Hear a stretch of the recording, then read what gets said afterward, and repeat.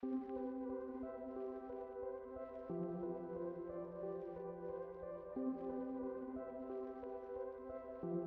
vision of Obadiah. Thus saith the Lord God concerning Edom. We have heard a rumor from the Lord, and an ambassador is sent among the heathen. Arise ye, and let us rise up against her in battle. Behold, I have made thee small among the heathen. Thou art greatly despised.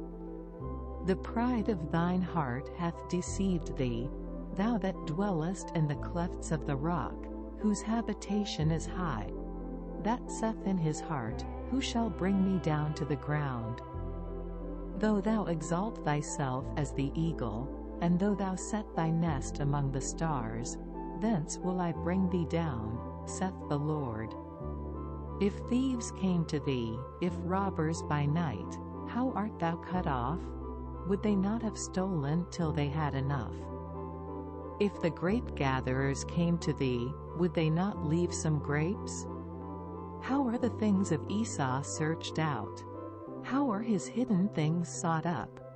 All the men of thy confederacy have brought thee even to the border.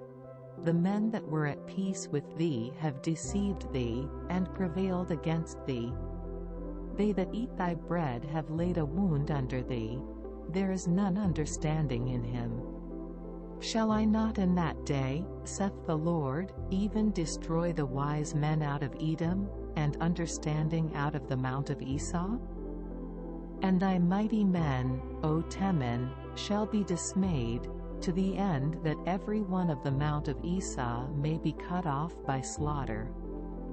For thy violence against thy brother Jacob shame shall cover thee, and thou shalt be cut off forever. In the day that thou stoodest on the other side, in the day that the strangers carried away captive his forces, and foreigners entered into his gates, and cast lots upon Jerusalem, even thou wast as one of them. But thou shouldest not have looked on the day of thy brother in the day that he became a stranger.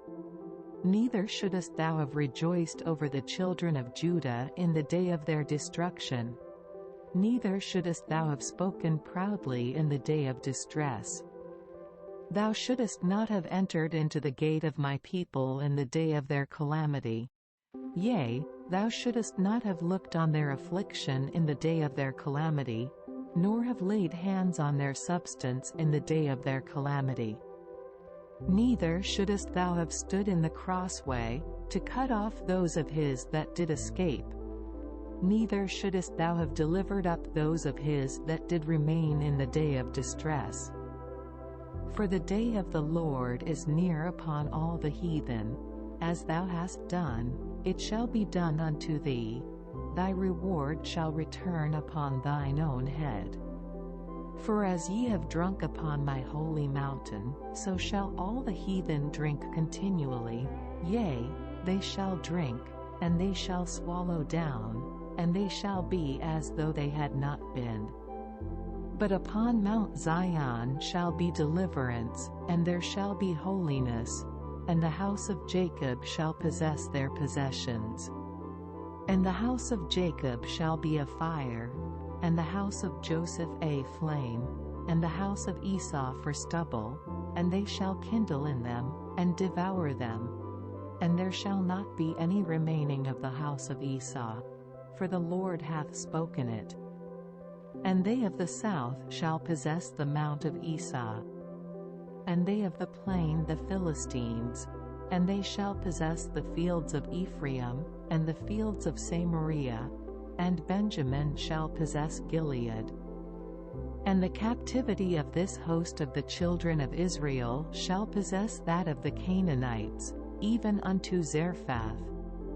And the captivity of Jerusalem, which is in Sepharad, shall possess the cities of the south. And saviors shall come up on Mount Zion to judge the mount of Esau, and the kingdom shall be the Lord's.